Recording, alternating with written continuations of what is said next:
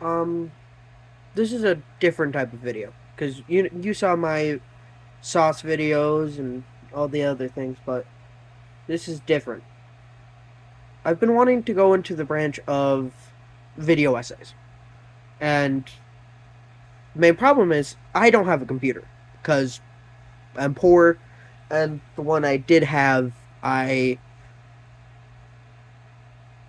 I broke. There's no really excuse. I was trying to make one up, but so I record everything on my phone. But I was watching a video just a few seconds ago, and it got me onto the thought train of expression, especially in the form of like videos and such. And the main thing I notice in like a lot of the videos I watch is how they're presented. I'll watch like Minecraft 100 Days because I'm bored. A lot of them tell stories, and it's a good way to pass the time. But when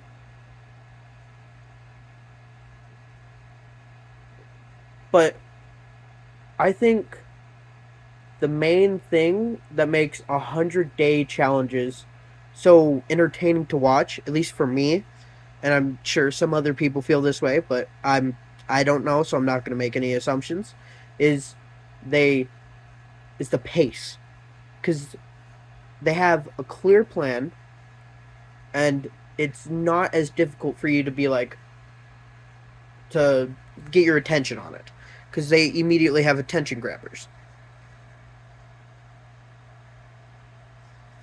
Um, or if you're watching someone do like work, like a music producer, like Kyle Beats. I was just watching a video of his, and it's very easy to, especially with those types of pace and editing, it's very easy to get lost in just how it's done and kind of shut your brain off in a melodic type of way, where you're catching words like buzzwords, and you're catching expressions and certain sounds, but you're not really comprehending everything.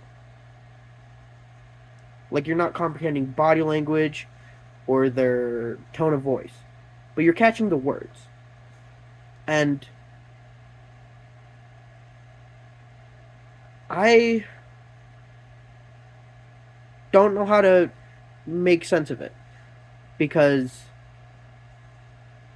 I'm told that I, by at least my partner and other people, that I can have a calming voice. But a lot of these YouTubers, they also have calming voices, but it's not the voice, it's the cadence and how they speak and their like roughness in their throat. Because a lot of them have medium gruff.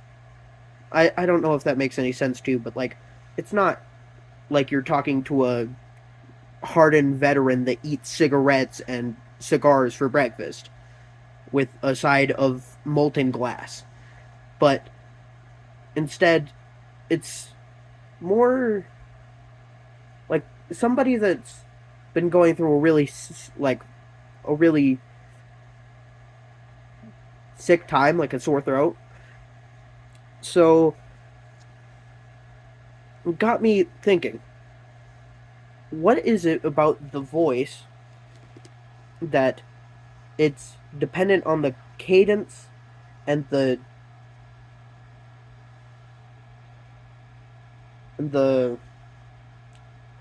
gravel in one's throat for us to get so entranced?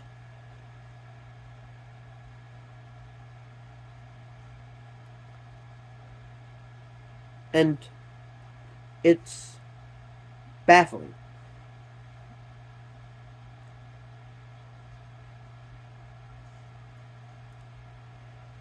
I don't really have any more on this specific topic, but we're still on just creation, like creation of videos and being a YouTuber and such. And I think the main reason why a lot of people are going towards it, going or want to be a YouTuber or something, of the same effect, a content creator. That's the word. I was blanking on it. Is because they want to create. They want to say, "Hey, I was here." Like, oh, I forgot whose video essay it was, but they made a video essay about graffiti, I think. So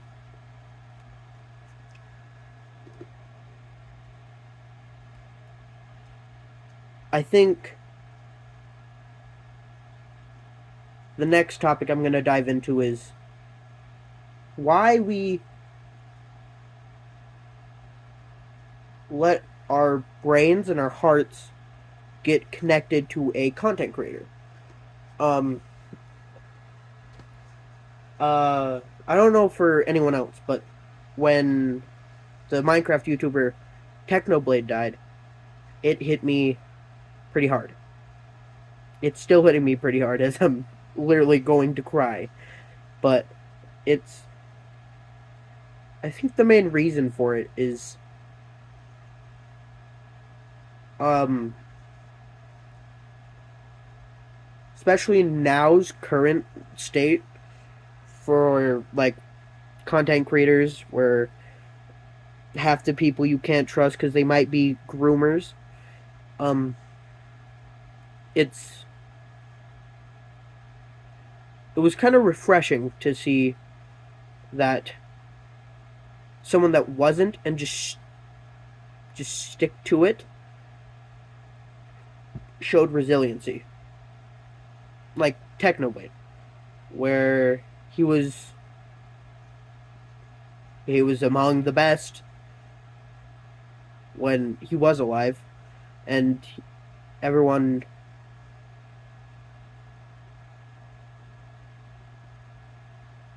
everyone was shocked because of his persona and voice and way he would talk and such.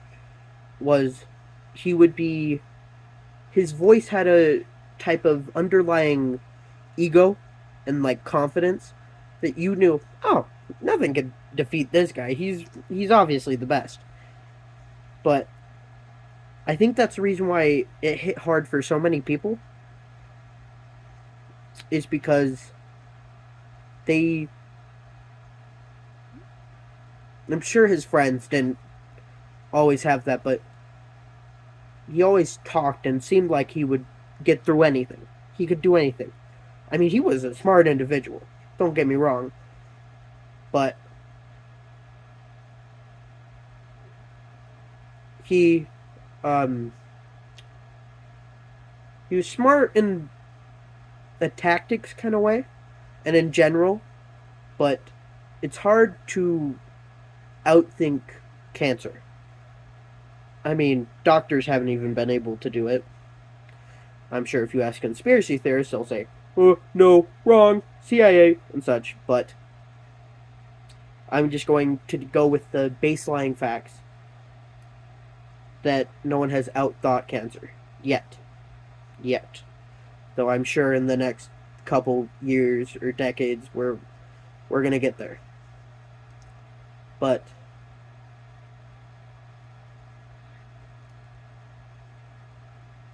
it's what was my topic? Ah, ADHD fun. Yeah. Um, but I think the main reason why we let our hearts and our minds get attached to someone, like emotionally or something, is mainly because they a lot of the times, I don't know if it's anyone else, but for me, I would I find YouTubers I like. Plain and simple. And I find parts of their personality that I can dissect and kind of integrate into my life. So, for example, Technoblade.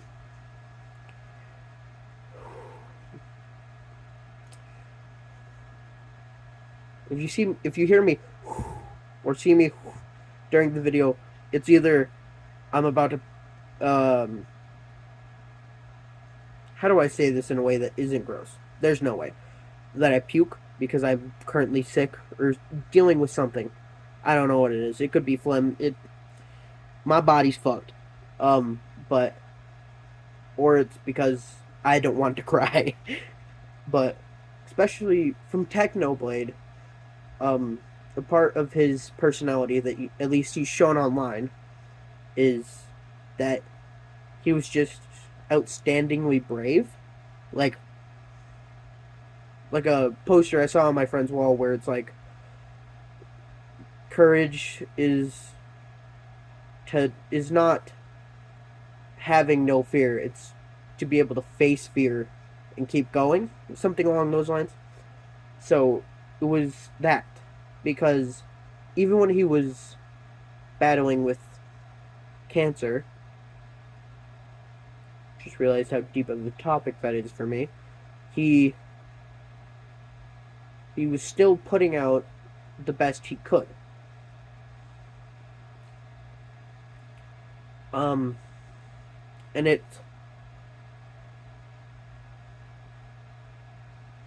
And I've fallen off on this, but it inspired me to, no matter what the situation, do my best. I mean, I tried.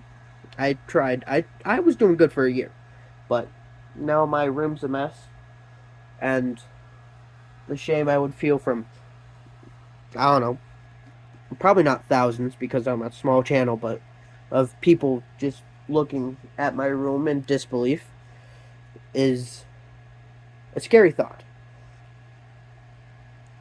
But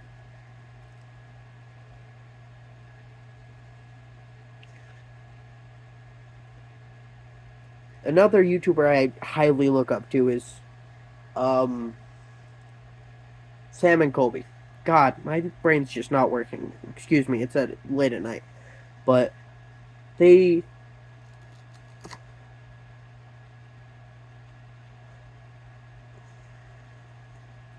from their personality, I've been trying to okay, sorry, not trying, but I dissected it into just just a curiosity. Not for ghosts or anything, just in general, a curiosity. Curiosity did kill the cat, but I have a feeling someone just made that so people would stop being creative. Because curiosity is the root of all creativity. You get that one thought that one day where it's like, what would happen if I did this? How would it turn out? Would I like it? Would I hate it? Would I feel neutral about it? And then you do it. And then you get your emotions for that thing afterwards.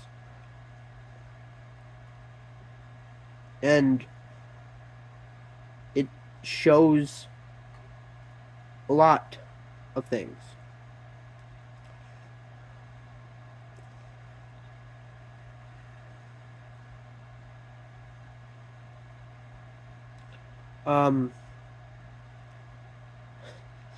I have so many YouTubers I look up to. It's sad that I have more people from YouTube that I look up to than I do in real life. But I feel a lot of people in my generation feel that way because, let's be honest, if you were Gen Z or a millennial, you probably grew up with maybe not the greatest support system, but it's a thing that's happened and we can't get rid of it anymore.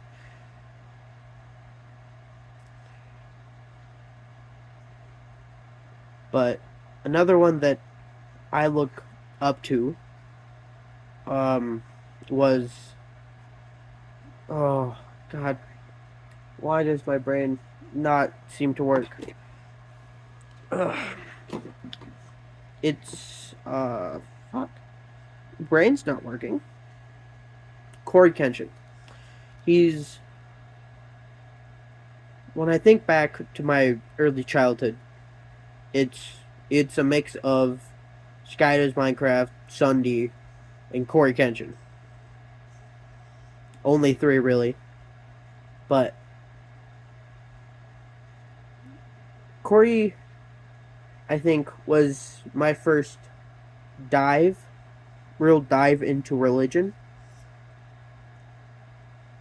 and my perspective that I got from it, what I dissected, is that you don't need to follow a certain religion. I mean, sure, if you like labels, or if you just want something easy so people shut up and stop talking to you, I completely understand. But is you find a religion or a type of worship that works for you, not the other way around. Um,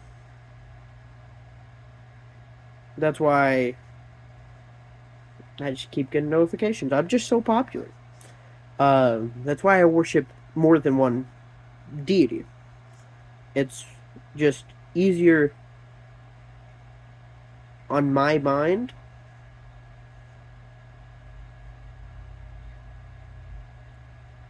and it's a lot less stressful. No, it's not a lot less stressful. It's a lot more stressful because you have to follow a bunch of different codes and conducts, essentially, for every deity. But it's a way to go through life. I've gone ghost hunting like Sam and Colby does, and I know that from my events with that I have multiple deities, and it gave me the fearlessness to at least not completely be like a coward and fearful.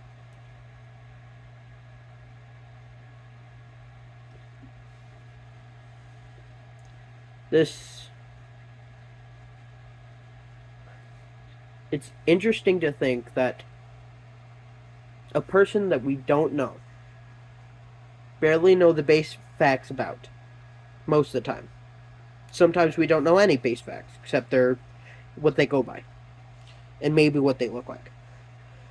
But it's interesting to think that that one person can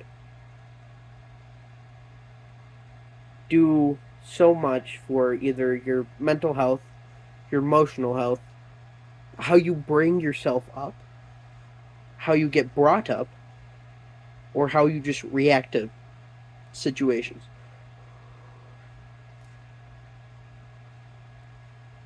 I've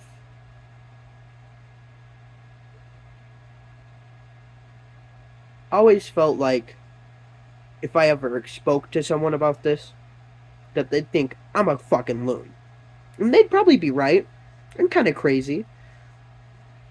Not in the, oh, I'm so quirky, I'm crazy, ha way. Just, I genuinely believe I'm crazy. That's the worst it is. Sorry, I thought I was bleeding from my nose. Um, but I guess the true thing to think about underneath all this is where do we learn things from, either subconsciously or consciously?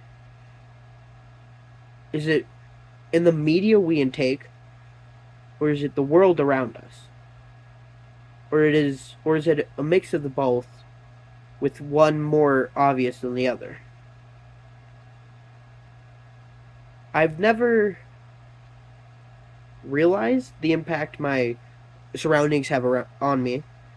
Um, I live in a place of the United States that has heavy Native American origins, and a lot of the organizations I'm in have roots in Native American.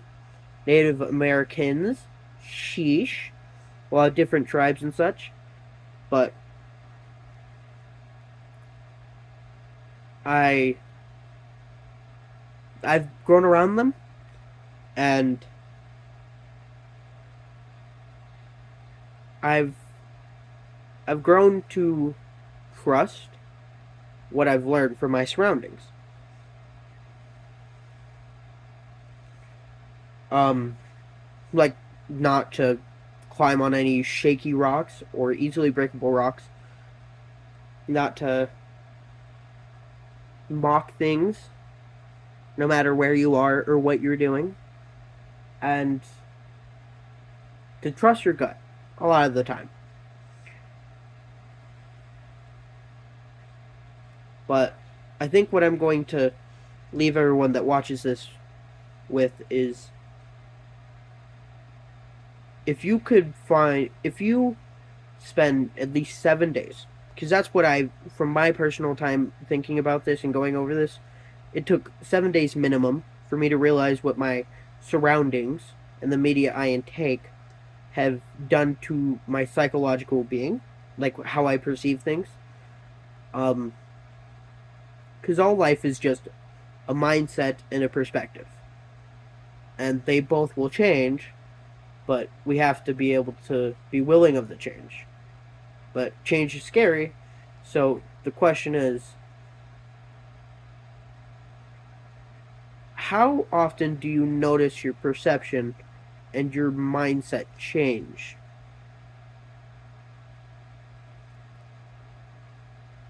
Because just over the past 2 years, I've changed my perspective and mindset at least 18 times, and it's frightening because a lot of it is from media intake, but also from my surroundings. And sometimes you'll cycle back to previous mindsets. I'm currently back to my paranoia mindset, where I think everything's watching me. There are little tiny cameras in my walls, or in my paintings, or in my smoke detector, and everything is either real, not real, or out to get me. So, leave a comment on what you found as a result of no of observing your perspective and mindset. But you don't have to, of course. This is just a crazy person on the internet telling you what to do. So obviously, you don't have to listen to me. But I do urge you to try this experiment, I guess you would say. But I guess that will be the end of this one. Have a good one. Don't do anything crazy without a backup plan. Tell someone you love them. Tell your family you love them. And don't be a jerk or a dick to anyone that you don't want to live your life, even if it's playful. Hope you have a good one.